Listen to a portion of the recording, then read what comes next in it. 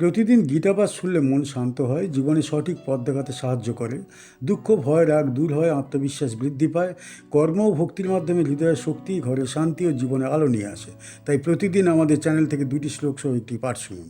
ইউঞ্জন্যেবং সদাত্মানম যোগী নিয়ত মনসঃ শান্তিম নির্বাণ পরমাম মৎসংস্থামধিগচ্ছতি।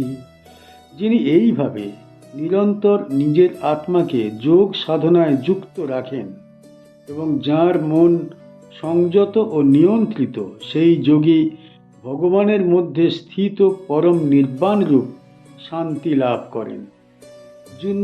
নেবম, এই রীতিতে যোগাভ্যাস করতে করতে, নেবম, এই রীতিতে যোগাভ্যাস করতে করতে, সদা অর্থাৎ সর্বক্ষণ, আত্মানম মানে নিজের আত্মাকে, যোগী মানে যোগ সাধনায় প্রতিষ্ঠিত সাধক, নিয়ত মানস মানে সংযত বা শাসিত মন যাঁর, শান্তিং মানে গভীর আত্মিক শক্তি, নির্বাণ পরমাং অর্থাৎ নির্বাণী যাঁর চূড়ান্ত অবস্থা, মৎ সংস্থাম মানে আমার মধ্যে স্থিত, অধিগচ্ছতি মানে অর্জন করেন। এই শ্লোকটি শ্রীমদ্ ভগবদ্ গীতার ধ্যানযোগ তত্ত্বের গভীর ব্যাখ্যা বহন করে। এখানে ভগবান শ্রীকৃষ্ণ যোগীর চূড়ান্ত অবস্থার কথা বলেছেন। যোগ সাধনার প্রকৃত অর্থ কেবল বাহ্যিক অনুশীলন নয়, বরং আত্মার সঙ্গে পরমাত্মার নিরন্তর সংযোগ। শ্রীকৃষ্ণ স্পষ্ট করে বোঝাচ্ছেন যে যোগ সাধনা কোনো ক্ষণিক কর্ম নয়। সদা আত্মানং শব্দের মাধ্যমে তিনি জানিয়ে দিচ্ছেন যে এই সাধনা নিরবচ্ছিন্ন হতে হবে।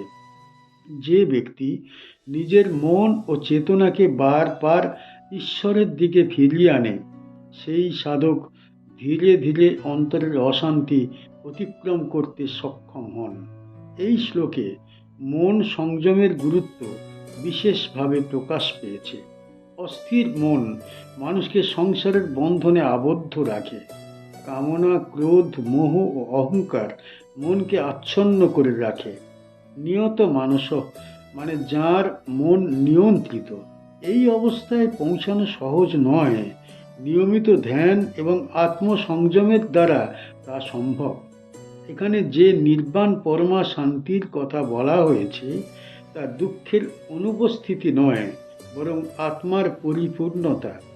এই অবস্থায় মানুষ নিজের প্রকৃত স্বরূপ উপলব্ধি করে, জন্ম মৃত্যুর ভয় ক্ষয়প্রাপ্ত হয় এবং আত্মা ঈশ্বর চেতনায় স্থিত হয়। সবচেয়ে গভীর তত্ত্ব হল এই শান্তি ভগবানের মধ্যেই স্থিত। শ্রীকৃষ্ণ স্পষ্ট করে জানিয়ে দেন, ঈশ্বর থেকে বিচ্ছিন্ন হয়ে মুক্তি লাভ সম্ভব নয়। আত্মা যখন তাঁর আশ্রয় স্থাপন হয়, তখনই নির্বাণ লাভ হয়। এই শ্লোক ভক্তি ও যোগের অবিচ্ছেদ্য সম্পর্ককে প্রতিষ্ঠা করে। কুরুক্ষেত্রের যুদ্ধক্ষেত্রে অর্জুন কেবল বাহ্যিক যুদ্ধের মুখোমুখি হননি, তার অন্তরে চলছিল আর এক যুদ্ধ। কর্তব্য, করুণা, ভয় ও সংশয়ের দ্বন্দ্ব তাকে আচ্ছন্ন করেছিল। এই অবস্থায় তিনি জানতে চেয়েছিলেন, মনকে স্থির রাখা কি আদৌ সম্ভব?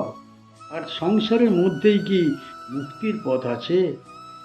এই প্রশ্নের উত্তরে শ্রীকৃষ্ণ ধ্যান যোগের উপদেশ দেন। তিনি বলেন, যোগ সাধনার মাধ্যমে মনকে সংযত করা যায় এবং আত্মাকে ঈশ্বরের সঙ্গে যুক্ত করা যায়। এই শ্লোক সেই উপদেশের পরিণত রূপ। এখানে স্পষ্টভাবে জানিয়ে দেওয়া হয়েছে, যে ব্যক্তি আত্মাকে যোগে স্থাপন করেন তিনি প্রকৃত শান্তি লাভ করেন। এই প্রসঙ্গে শ্রীকৃষ্ণ অর্জুনকে বোঝাতে চান যে যুদ্ধ, সংসার কিংবা কর্তব্য সব অবস্থাতেই মনকে ঈশ্বরমুখী রাখা সম্ভব। যোগী হওয়ার জন্য সংসার ত্যাগ আবশ্যক নয়। এই শ্লোক থেকে আমরা কি শিখতে পারি? এই শ্লোক আমাদের জীবনের গভীর দিশা দেখায়। মানুষ সাধারণত বাহ্যিক সুখের পিছনে ছুটে চলে, কিন্তু সেই সুখ স্থায়ী নয়। এই শ্লোক মনে করিয়ে দেয় যে প্রকৃত শান্তি অন্তরের মধ্যেই লুকিয়ে আছে। আত্মাকে ঈশ্বরের সঙ্গে যুক্ত করলেই সেই শান্তির পথ উপলব্ধ হয়। এই শ্লোক আমাদের মনঃসংযমের গুরুত্ব শেখায়। অস্থির মন মানুষকে দুঃখের দিকে ঠেলে দেয়।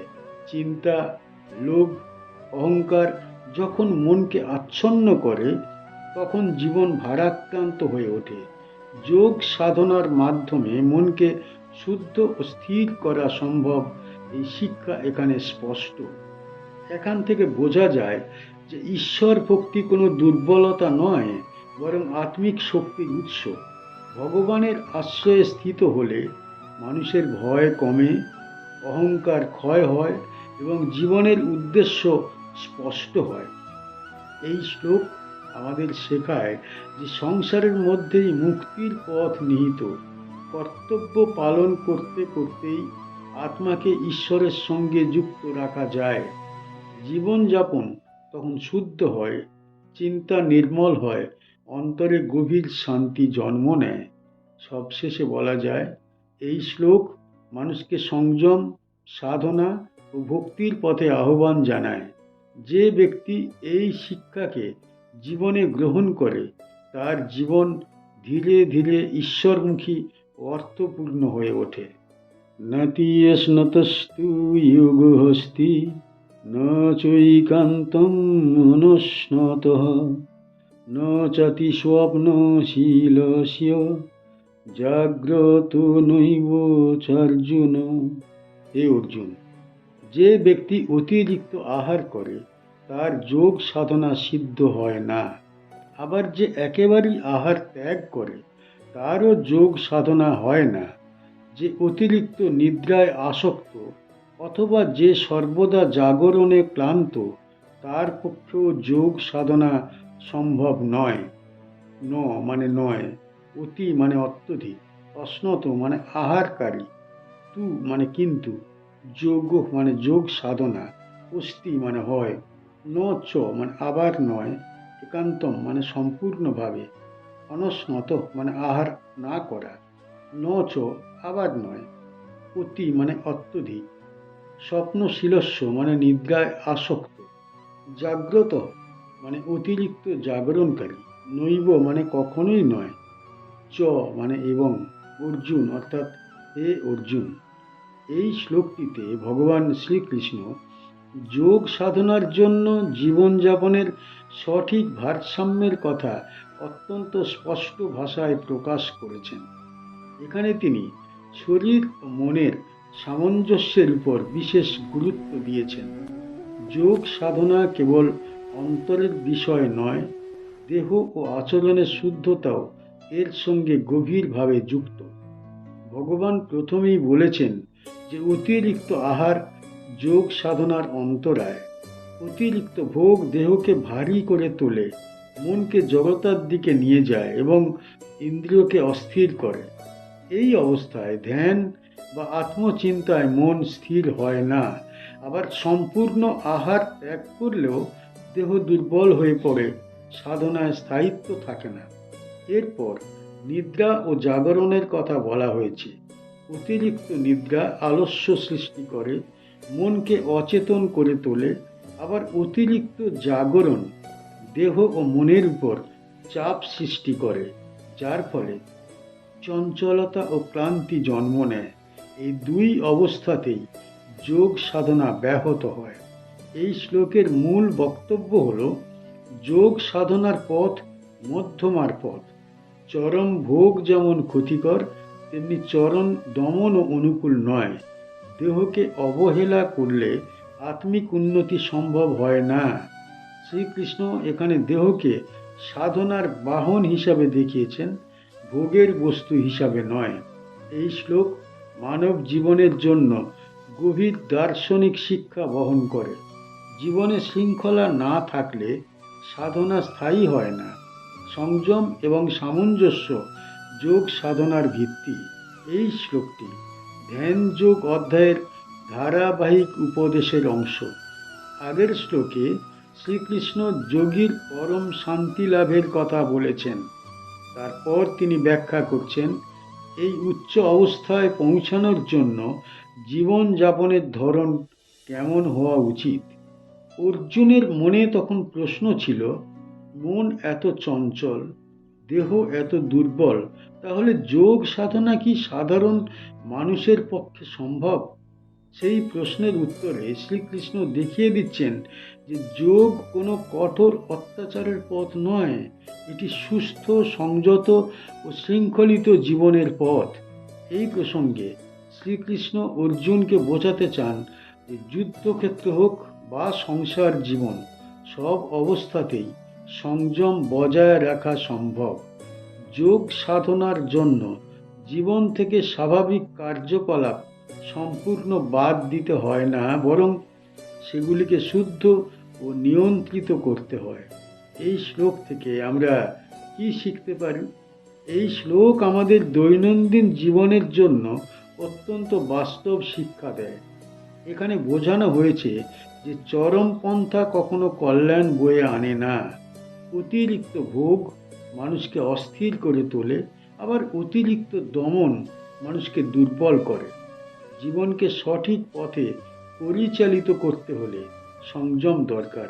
এই শ্লোক আমাদের শেখায় যে দেহ এবং আত্মা পরস্পরের বিরোধী নয়। দেহ সুস্থ না থাকলে সাধনা গভীর হয় না। তাই আহার, নিদ্রা এবং কর্মে শৃঙ্খলা রাখা প্রয়োজন। এই শৃঙ্খলাই যোগ সাধনার ভিত্তি। এখান থেকে বোঝা যায় যে ধর্ম মানে নিজের উপর অত্যাচার নয়, ধর্ম মানে জীবনকে পরিশুদ্ধ করা। ভগবান শ্রীকৃষ্ণ মানুষকে স্বাভাবিক জীবন ছেড়ে অস্বাভাবিক কষ্টের পথে আহ্বান জানাননি। তিনি সংযত ও সচেতন জীবনের শিক্ষা দিয়েছেন। এই শ্লোক আমাদের মনোভাবকে শুদ্ধ করে। আমরা বুঝতে পারি আত্মোন্নতির পথে ধৈর্য ও সামঞ্জস্য অপরিহার্য। ধীরে ধীরে নিয়মিত সাধনার মধ্য দিয়েই প্রকৃত পরিবর্তন আসে। সবশেষে এই শ্লোক আমাদের শেখায় যে যোগ সাধনা কেবল সাধকদের জন্য নয়। যে ব্যক্তি সংযত আহার, সংযত নিদ্রা, সংযত জীবন যাপন করে, সেই যোগের পথে অগ্রসর হতে পারে। এই শিক্ষাই শ্রীমদ্ ভগবদ্ গীতার মানবিক ও চিরন্তন বার্তা। আমাদের চ্যানেলের গীতা পাঠ কেমন হয়েছে, ব্যাখ্যা কেমন হয়েছে, আপনার কেমন লেগেছে কমেন্ট বক্সে অবশ্যই জানাবেন, এবং প্রতিনিয়ত গীতা পাঠ শোনার জন্য চ্যানেলটা অবশ্যই সাবস্ক্রাইব করে রাখুন। দেখা হচ্ছে পরের ভিডিওতে।